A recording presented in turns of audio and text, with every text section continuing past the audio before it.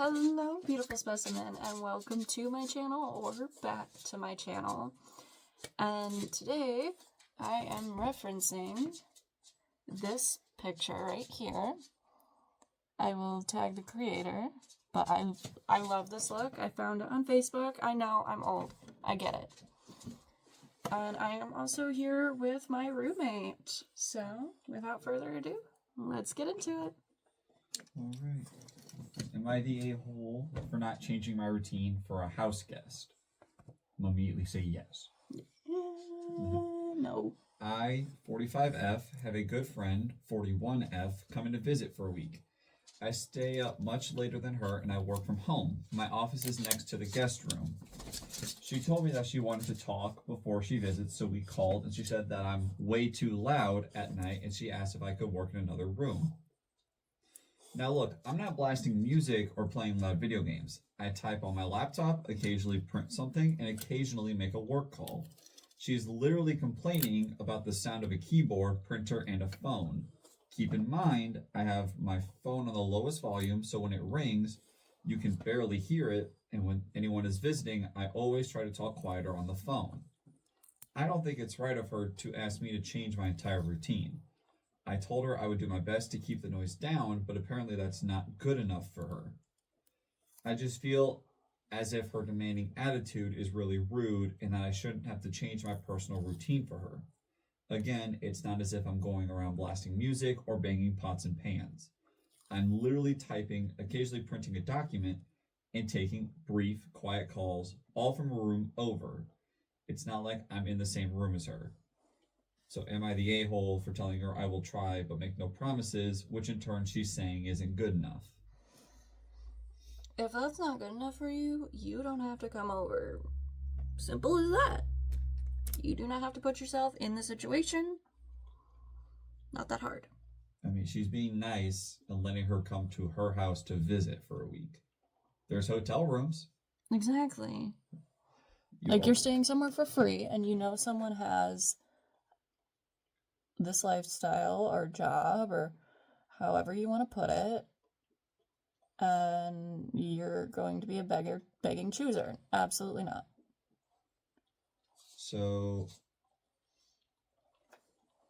it was a story I was reading earlier and I just found it. Am I the a-hole if I disinherit my children from my second marriage? I want to know what they're talking about.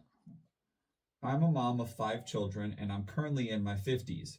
I've married 2 times and I recently got a second divorce. In my first marriage, I had 2 sons with my first husband.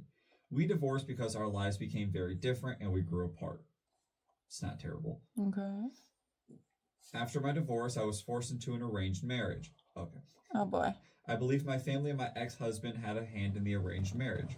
My ex-first husband had full custody of our 2 sons and he didn't have a well-paying job. So I gave them child support until the boys were old enough to support themselves. My ex-second husband was an abuser. He forced me to have 3 children with him. He abused my first 2 kids whenever they came to visit, and he's always been so kind to my last 3 kids. Although I love those children too because it's not their fault, I try to be nice to them and not treat them differently than my first 2 kids. But they turned out to be just as toxic as my ex. They already know I never loved my second ex-husband at all and that it was an arranged marriage. If I'm going to be completely honest, I love my kids from my first marriage much more than my kids from my second marriage. My ex-second husband is already really rich and he can give a big inheritance to my kids from my second marriage. My kids in my second marriage have more opportunities than most people in our country. They don't need any inheritance money at all. If they get upset by this, am I the a-hole or are they entitled? I would leave them a small bit of inheritance just to sort of keep the peace. But no, you're not. That you didn't even want those kids. Like, you're treating them as best as you can, even though you didn't want them and you were forced into them, like you were forced into the marriage. She was forced into them, and they're also just as toxic as her ex, so obviously they're not even treating her with love or respect. But her first 2 kids are, and she wanted those 2 kids. So I mean, obviously it was an arranged marriage, so she couldn't really. Wow, I have a lot of makeup on my hand right now. I mixed my own eyeshadow because I was trying to get a specific color, so it's getting everywhere right now. But that's not the point. But like, I know it's an arranged marriage, and you can't always just say no to that. But to be honest, I would have, if I could have, I would have said no to that, and just lived as a single mom if I could. So I would deem that the a-hole because, first off, it's your money that you're giving away past your death. Mm-hmm. And if they are already going to be well off enough without it, but your first two kids possibly will have a harder time, they deserve the money, especially because... Honestly, leave them a penny and tell them the rest is from your dad. Yeah, there you go, perfect.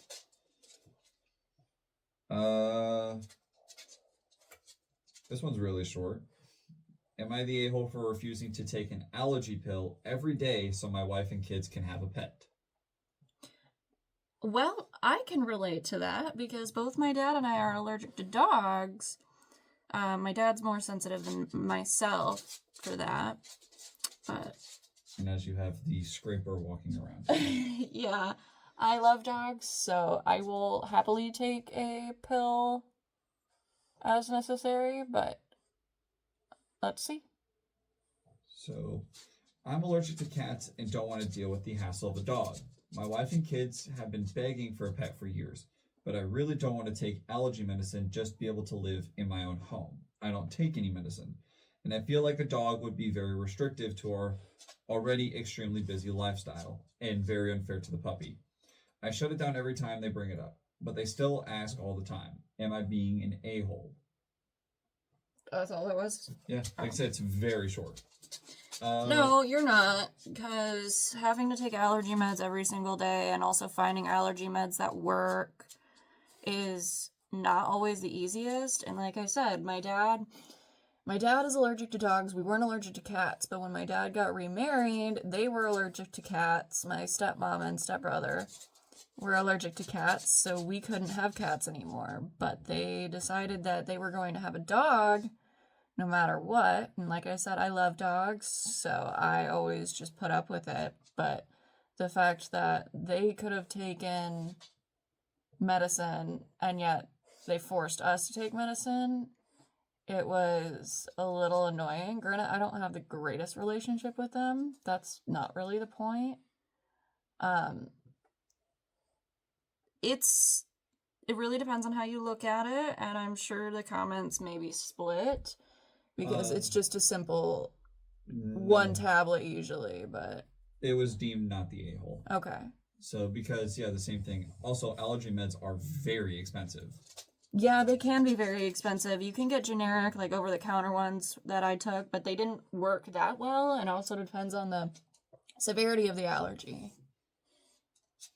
So, no, and honestly, it's also deemed not the a-hole because he said like a puppy's a big hassle, yes, but he also doesn't want it because they're very busy and doesn't want to have that puppy live an unfair life. Yeah, which is very admirable. My cat is screaming in the background. I'm sorry if you guys can hear her. It's because she can hear us, but she can't see us, so. Yep. Yeah.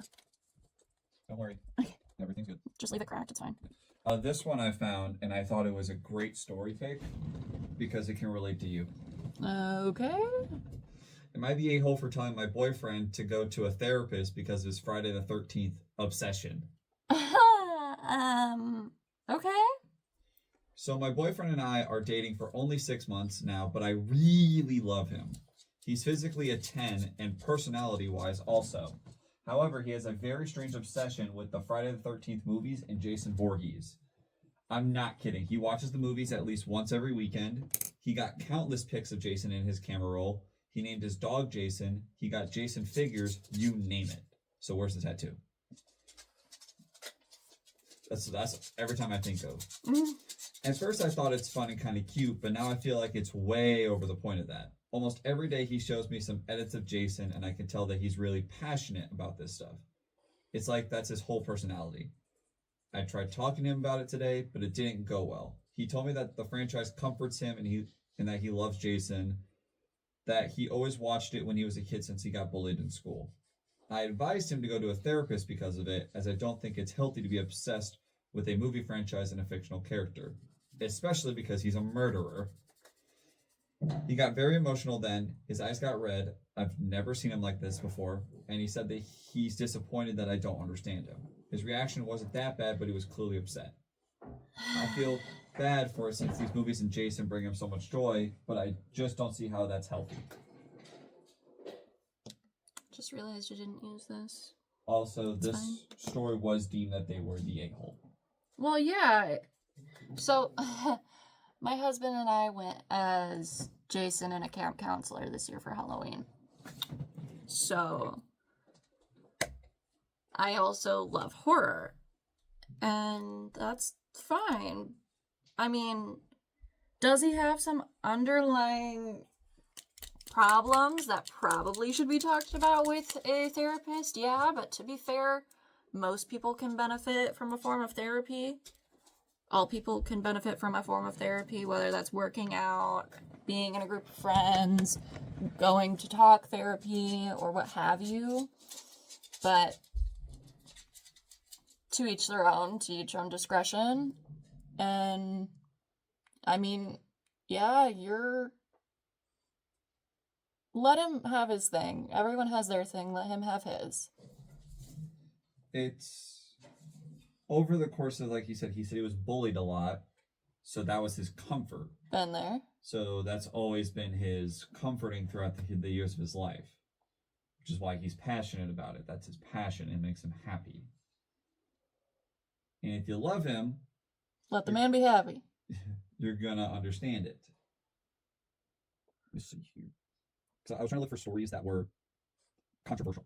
And what I learned is controversial means that they're the a-hole. Yeah, pretty much. So I'm trying to find one. Here we go. I lost it again. There we go. Am I the a-hole for having a security camera in the living room? Okay. Several months ago, I installed several security cameras around the house, in addition to outside cameras. I had one inside overlooking the living room and kitchen. This camera is plainly visible on the ceiling, and it keeps audio and video for several weeks before overriding. This is the only inside camera, and it only sees the living room and kitchen. No bedrooms or bathrooms are visible.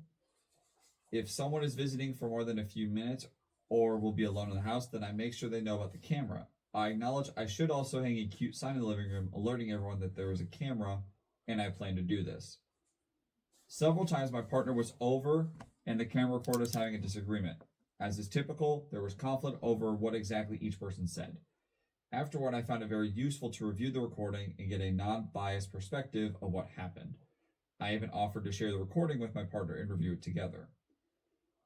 When I was a kid, my parents argued constantly about who said what, and I find it comforting to have a recording to reference if there's any doubt. I think this eliminates gaslighting, intentional or otherwise. Here's the problem. My partner has grown to distrust the recordings and how I might use them. They said they do not give consent and could never live in the house if the camera is allowed to record audio while they are there. I offered, to give them the same access to recordings that I have, but that was not acceptable to them. I know my partner and I need to resolve any issues regarding consent, but am I the a-hole for wanting to keep the camera? No, the way that you intend to use it with the arguments is, like, I would have never thought about that. That's great. That is very, in my opinion, very helpful to, like you said, prevent gaslighting and stuff like that and help keep a relationship healthy and honest. But more importantly, it's also in case someone breaks in, so that way you can catch the person, per se. I don't think you're the a-hole for wanting to leave it up, and if your partner's uncomfortable with it, then shady business. That's all I'm gonna say. They were deemed the a-hole. Wild. It was a lot of people, like, trying to do the whole saying that she's going to be like her parent and find ways to show how they're right and their significant other is wrong type of thing. I mean, I hear that, I don't agree with it though. Next one. This one does not have a rating yet, by the way. Am I the a-hole for not allowing my husband's friend to bring her dog to Thanksgiving dinner? Okay. My husband asked if we could host Thanksgiving this year. We usually don't host because our apartment is small and we don't have guest parking, but he was really excited. We used to host events at our old place and it was fun. Most of our guests are friends and everyone agreed to bring a dish. One of his friends, let's call her Chelsea, volunteered to make the turkey. On Thanksgiving Day, one of his other friends asked if she could bring her cat. I said no pets because, as mentioned, we live in a small apartment and it's a dinner gathering. I didn't think it would be comfortable for anyone, including the pets. My husband also suggested we also let Chelsea know about our no pet rule, and I agreed. I was a bit hesitant, though, because Chelsea is one of those people who likes to bring her dog everywhere. If she can't bring the dog, she arranges for a dog sitter. In the past, she has caused some tension when her dog wasn't allowed at other events. I told my husband to text her to check if she was planning on bringing her dog, as I didn't think it would be a good idea. I also offered to talk to her myself because my husband isn't as comfortable with confrontations. He texted her and she called afterward. He put her on speaker and I could tell she was upset from the tone of her voice. Chelsea told me she always brings her dog everywhere, and I pointed out that wasn't entirely true since we've been to several events where she didn't bring the dog, which is true. She then asked why we hadn't mentioned this before the invitation, and I explained that I didn't think it was necessary to mention it since I assumed it was understood that bringing pets to a dinner without asking isn't typical, especially when we don't even have pets ourselves. At this point, she got upset and said, well, I guess you'll have Thanksgiving without a turkey then. I was surprised because it felt like she was trying to pressure me into letting her bring her dog, implying that she wouldn't come without it. I don't like being pressured, especially in my own home, so I calmly responded that I was sorry she felt that way. She then interrupted and said, no, I feel sorry for you since you don't have a turkey, and hung up. So am I the a-hole for saying no to bringing her dog? I feel like I was setting a reasonable boundary, but now I'm second guessing myself. That's a more than reasonable boundary to set. You don't have pets and it's a dinner, so there would be no need, and dinners don't last forever. Yeah. And some context, because people were asking why she was making the turkey when the main host usually make the turkey. I was going to cook the turkey, and my husband had told me she offered, and I wanted to oblige as he was super excited about hosting, so I went with whatever he wanted to do. So she was planning on making a turkey, but then Chelsea... So she can make it again. Yes. So, but people are now assuming that she said yes to the turkey to have this situation of pressure, to try and be like, well, if you won't have a turkey unless you let me bring my dog. Well, yeah, that wouldn't surprise me. That's what people are assuming, but if you're able to make a turkey and still have the time... It's not that hard to make a turkey. Just depends on some people make it. It takes like a day. Well, yeah, but it sounds like there's still time left for her to have the time. Yeah, and if you're, in case in point, you don't always need a turkey on Thanksgiving. If you got like ham, greens, beans, like stuffing, all that. We can't have turkey here because I cannot eat poultry, so we had pulled pork. Yeah, and still had a good Thanksgiving because you're with friends. And if they're having a good group of people in this small apartment, then the food doesn't matter. Yeah, Thanksgiving isn't about food, it's about family. Yup. So, as cheesy as it sounds, it's true. So pretty much Chelsea's point becomes invalid. And if you're just doing all this over a dog, I get it. But you're just going to lose the memory for yourself while they're going to have fun. And if your whole threatening is a turkey, I'm sorry. You're going to be the one that looks weird not being there just because your dog couldn't be there. I just love the fact that it's a whole thing over a turkey. Mm-hmm. No turkey for you. Okay. I love that.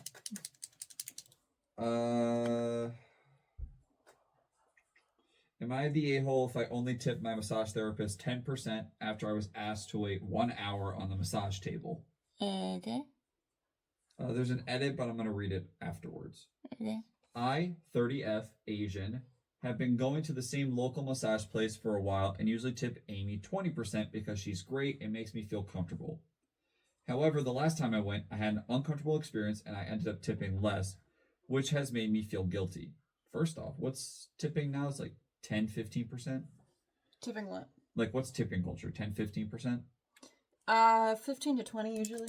Seriously? Nowadays, yeah. Unless I'm tripping. I booked a 90-minute massage through their online system, but when I arrived, I overheard another customer asking for Amy. After I undressed and got ready, the massage started, but 10 minutes in, a coworker came in and told Amy something. Amy immediately stopped the massage and asked if I could wait an hour. I said that was too long, but I could come back. Amy seemed panicked and begged me to stay. Offering me extra time, I felt bad for her and agreed, even though I didn't have anywhere else to go. She thanked me profusely and kissed my arm. I ended up waiting about an hour on the table, fully naked except for a thin towel that barely covered my body. Amy comes back to finish the massage. Throughout the massage, she kept opening the door and kept it open. I think it was to interact with clients that came to the front. Again, the walls were thin, so I could hear when people, all guys, got to the front and walked past my room where my door was open. My room was the second room from the front door. I was mortified, but I tried staying calm because I didn't want to freak out. Side note, I have trauma as a child, and even though I've worked through it, something about the situation triggered a lot of anxiety for me. During the massage, Amy kept commenting on how tense I was, which made me feel even worse. I was trying to relax, but it was hard when the door constantly opening and made me so vulnerable. At the end of the massage, Amy gave me 15 minutes of free time, but said I'd need to do the steam eye mask at home, which was an add-on service. When I went to pay, I was going to tip my usual $20, but I felt so uncomfortable, I tipped only $10. Amy noticed the tip and seemed surprised, saying, "Oh, I think you're confused. The total was $110. And I just said yes, and I tipped $10. She awkwardly repeated, "Oh, she only tipped $10. I've been feeling guilty ever since. My partner says he always tips 20% for services, but I'm unsure if I overreacted due to my trauma or if the situation was really uncomfortable. I'm embarrassed to ask friends, so I'm asking here. Am I the a-hole for tipping less after feeling so uncomfortable during the massage?" No. I base my tip off of the service I get, even if I've previously had them and they've been good before. That's what tipping is. I'm tipping you for your service. I always start at 15%. The better they do, I go up to 20 or up to 25 or sometimes even higher if they go above and beyond. And then if they do worse, I go down by 5s. I never leave no tip, though. The lowest I go is, I think, either 5 or 10%. I don't remember what I've done last. I mean, best case in point is like when you get your nails done. That nail salon is very fast, but very good, comfortable and very nice. So we've tipped about, I think I've tipped 35%. Like, I've given them insane tips because they're insanely nice people. Oh, yeah. So the edit here, by the way, is thank you for everyone's responses. I definitely should have stood up for myself, but I don't know, I was frozen. My guilt is gone and replaced with anger towards myself that I even let this happen. Learning lesson for me. So even she admits, because yeah, that situation, because you're a female and a bunch of dudes are walking past and you're in a thin towel, like... I wouldn't be comfortable. No. And if you're leaving my door open during a massage like that, I'm going to ask you to close the door. Because even as a man, I don't want people walking past and seeing me like that. Massages are in a form of intimacy. Even if it's from a total stranger, they still see parts of you that not everyone gets to see. So, but, like, I don't know. It's definitely, I would definitely determine not the a-hole because that's a very uncomfortable situation. And in all honesty, a 10% tip is still good for that type of service. Yeah, 10% tip is still good. It's not like you didn't tip at all. Yeah. And if she's going to act that way over a lesser tip, kind of... I'd have a hard time wanting to go back after an experience like that. Oh, absolutely.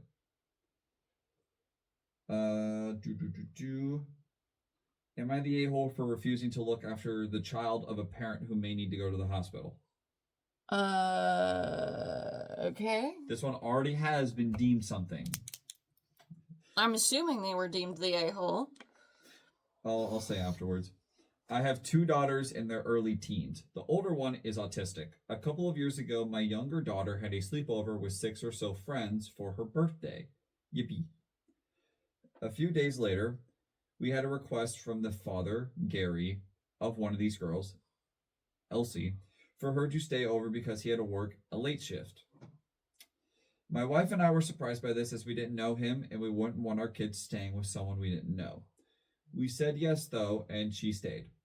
Elsie and Gary have signed up for weekly class that both my kids do. Since Gary doesn't drive, I give them a lift every week. This is the only interaction I have with Gary, but I'm not close with him at all. Despite this, he's asked on a few more occasions, about 3 or 4, for Elsie to stay at our house. My daughter has grown away from being friends with Elsie over the past year or two, and my older autistic daughter doesn't like the invasion of her space that having someone stay brings. It also complicates work from home as we need our office set up as an extra bedroom. Our kids normally cycle to school, but Elsie doesn't have a bike, so I need to drive them, which is an inconvenience to me. Even so, we always agreed to have her to help Gary as he's a single parent and she was in need. Recently, though, he has become ill and has been admitted to the hospital. He asked for her to stay with us while he was in, and we agreed as he's a single father and we felt sorry for him. We ended up having her for 5 days, but we weren't sure how long it would be initially. Gary knew he would need to go back in the hospital at some point, but he made no arrangement for Elsie and assumed she could stay with us again. He ended up going back in earlier than we expected and basically dumped her on us again. We felt we had no choice but to look after her. Again, we have no ideas how long this would be for. It was 10 days this time, and we were all beyond our comfort zone with the situation. But my autistic daughter was really struggling with having a guest in the house for that long. A few days after Gary got out of the hospital, he messaged us to say he might have to go in again and that she would like to stay with us again. This is where I may be an a-hole. I shut this down quickly and said that there was no way she could stay again. I feel bad because he is a single parent and he claims he has no one else to turn to, but I feel that he has had plenty of time to sort out other arrangements and that I need to put my own children first. Her mother is alive, but not an option for reasons that I don't know about. So am I the a-hole for not helping out a sick father in need for the 6th or 7th time? No. I mean, I feel bad for the daughter, but like, after so long, you need to figure something else out more permanently. Because if you're going to keep being in and out of the hospital, like, you need to figure a permanent solution out. Yeah, and especially because if the friend or the OP's daughter isn't really friends with her anymore and their autistic daughter is struggling, I would put my kids first. They're my priority. And if your daughter is not friends with my daughter anymore, I will help, but to an extent. Especially because if they're doing this, at least how it sounds, for free. So that doesn't help so either. his daughter's coming there eating their food, using their items, staying in their bed. Not to be douchey, but it's just relaxing for him. And is there any verification that he's actually at the hospital? Half the hospitals that I know of have like daycares and like you can stay in the hospital. But I don't know, maybe theirs is different, maybe I'm tripping, don't know. But especially because if the mother's alive and they're not being told why she's not an option. Okay, depending on what it is, I don't blame them for not talking about why she's not an option because it can be very difficult. Like, she had a psychological break or on drugs and don't really want to admit that to the entire world. Oh, no, yeah, I get that. But they don't know why. And that also causes some distrust to them. Yeah. But no, they were officially deemed not the a-hole, by the way. Okay. So, because yeah, if all in all, you put your kids first. Of course. And yeah, like you said, most hospitals have daycares or help in those situations. Mm-hmm. So he can at least try and see if they have any opportunity. And if he can afford the medical bills, he should be able to afford daycare or something. Fair enough. Do you want another? Yes. Am I the a-hole for leaving my rescheduled birthday lunch after the original was canceled? Okay. Felt. A. I am 24F, and it is my 25th birthday next week, and I share my birthday with my grandfather. My parents split when I was young, and I've been an only child my entire life. I don't ask for much, and I'm a chronic people pleaser. Felt. My dad is in his 50s and has had a wife 20 years, his junior, who is pregnant with their/her first child. Okay. Interesting. Oh, I read it. So he's a 50-year-old 50s, and his wife is 20 years. Oh, okay. We're going there. Got it. She is from a different country that is 10 plus hours away. I had a birthday lunch scheduled for next weekend, which was planned around my dad's schedule. However, my dad called me on Thursday and said joyfully, I'm flying to wife's home country on Tuesday, so family lunch is canceled. I asked some follow-up questions and found out that her family is going to a theme park. He asked if I had plans for the weekend, and I told him I did because I already organized multiple times with multiple people. I ended the call and cried. I talked to my friends, canceled my plans, and rescheduled the family lunch for Saturday. 36 hours from phone call to the new lunch. Everything gets organized and it gets to Saturday. I am 30 minutes into the 2-hour drive to my parents' town and get a call from my grandmother asking where I am. I am to arrive at 12. I left late and there was traffic, so my arrival time was planned for 12:45. Lunch is always 12 to 12:30. My grandmother tells me my dad had moved lunch to 11:30 and no one had informed me. I was the only person who needed to travel more than 20 minutes. I spoke to my grandmother about dropping my dog to her house before lunch, as I would be staying in the area that night, and couldn't have him at the venue. She was more than happy with this and said my dad's dog wouldn't be there, which was necessary as the dogs do not get along. I continue on the drive, and the family chat has message relating to people arriving and my dad being late. It's 12:45, and I get to my grandparents' house, and I see my dad's dog in the window. He dropped him off and didn't tell anyone. I now have nowhere to take my dog, and I'm on the brink of tears. I go to lunch and wish my grandfather a happy birthday and give him his present, but let him know I will not be staying. I tell him about the dog situation, and a family member commented that I looked like I was about to break down. I told them I'd had a terrible week, and I pretty much was. My dad's wife says they can take their dog somewhere else, and I tell her too late, so she gets up from the table and walks away. I go to leave, my dad stops me. He said he knew he'd hurt me. He had a sleepless night. He was sorry and wanted me to stay. I told him I didn't want to stay. Yes, he hurt me, and I wanted to leave. He let me go and then stopped me again and said, "You're being a real brat." So I left and I didn't go back. Stick to your boundaries, girl. Your boundaries were crossed and you were not treated well because your dad wanted to celebrate his 30-year younger wife that could literally have been his daughter. And keep in mind, that was her birthday lunch. Yeah. And she left it because... It was her and her grandfather's because they celebrated together. But she just celebrated her grandfather and left. And that is so sad. Yes, especially with how old her father is. God knows how old the grandfather is. But still came to see him. And that's the best part, is at least just saying hi to the grandfather, wishing him a happy birthday, and giving him his present. But if the father prioritized a theme park over a daughter, that's wild. His own daughter, and then rescheduled the lunch, which has screwed her over. Especially without telling her, like changing the time, wild. And then dropping off his dog without telling anyone, which then screwed up her stuff even more, putting her on the brink of breaking down again, where she had enough. Just said hi to the grandfather, gave him his present, and went to leave, and then getting called a brat when it's her and her grandfather's special day, not yours. That's her that's her special day with him. It feels like the insecurities are being reflected. Yeah. And yes, she was deemed not the a-hole. Good. Because that is ridiculous.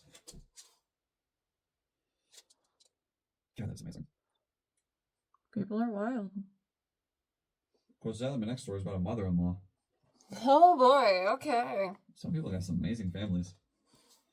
Am I the a-hole for banning my mother-in-law from my house after initially agreeing she could live with us? Okay. I, 47F, wanted to be a supportive of my DH52M. I don't know what DH means. I don't know. Whose mom guilted him to move in with us because she has no money or retirement savings, and we have the room. Mother-in-law is an elephant grade boundary stomper. She listens to private conversations and comments, changes the rules in our home, acts like matriarch, and he lets her, goes through laundry in our bin and leaves my undergarments unwashed in the laundry room, washes my kitchen towels with her underwear, enters our bedroom to talk to DH or ask me where he is. She is overbearing and he hides from her, so she harasses me instead. Goes into my ensuite bedroom to get our scale so she can weigh before and after every meal. Final straw, creates email lists with my husband and his siblings and their spouses and cousins listed along my DH's ex, who has kept the last name, but I am not included. So it appears they are the husband and wife pair. This went on for a while, and my DH did not see anything. I finally pointed out it was disrespectful toward Dear him. husband. That's what that stands for, is dear husband. Sorry. He said he wanted to fix it. His fix, quickly asked his mother to add my name to the list without letting her know she had disrespected me like I asked. He didn't want to hurt her feelings. I didn't want to be added retroactively, so I made it look like I was being whiny, and I did not want the ex removed because she hadn't done anything wrong. I just wanted mother-in-law to know that what she had done was inconsiderate and disrespectful, like she was engineering a reconciliation. I was ignored and added to the email list and now coexisted with the ex. I felt betrayed by my husband, and so I confronted him and then directly emailed his mother to ask to be removed, and she said, but dear husband said you wanted to be added. Having her in my home would be a constant battle. So my husband cannot call his mother out. I wrote an email to my husband explaining my position and copied her and mentioned again that I wanted to be removed and to keep the ex there. Tried to see if she would just listen and follow my boundary, even if it's not agreeable to her. Spoiler alert, she didn't. So I told my husband she can't move in since she blatantly disregards my requests/boundaries, and he cannot confront her or shield me. So I don't want my home to be my prison. My husband has been afraid to tell her for over a year, and said he is saying I suddenly changed my mind after we agreed to house her, and she will feel rejected. I think he is hoping I will change my mind, but at this point, she is not even allowed to come stay for a visit. I am scared she won't leave. She has since done other things that made me believe she will claim our home or part it if the opportunity or part of it if the opportunity arises. Yes, I have a massive husband problem, and he has started therapy and is seeing how she has been overbearing, and he's afraid to please her because of the wrath she unleashed when they were growing up. So am I the a-hole for banning her from my home, even though I previously agreed and her son has not told her, so she is planning to move? She needs to be told one way or another, and she needs to be held accountable for her actions. Yeah. Sucks to suck, I mean. Was deemed not the a-hole, by the way. Yeah. Because that mother is ridiculous. First off, for the husband needs to grow a pair, and I get it, and he's going to therapy to get better for it, but at the same time, he needs to set his foot down. At least he's going to therapy. Because it doesn't matter if my own mother is being disrespectful to my wife. My mom's not going to do that. Because my wife will become first. Uh-huh. So you're not going to do that, especially in our house. It is my house, not yours. Uh-huh. So, no, she's definitely not the a-hole for banning it, especially if she knows it's gonna be like a prison and a constant battle and losing a part of her house. Yep. Absolutely not the a-hole. Definitely not. And obviously, if she has a whole chat room with all these other people, she can find another place to live. Clearly. And for having the ex who kept the last name, no, that's... I don't blame the ex for keeping the last name. No, the ex didn't do anything wrong. She was just there. Yeah, I mean, But having clearly that mother-in-law liked the ex better. yeah, but for And having it yeah. in there and not the actual wife is concerning. Like I said, clearly that's who the mother-in-law liked more. Oh yeah. Do you have time for another? Nope, I'm gonna do my finishing touches. Oh. Okay. Alright, I'm gonna do my finishing touches and I will be right back. And I'm back with the finished look. Let me know what you think down in the comments below. Don't forget to like and subscribe. I will see you all in the next one. Bye!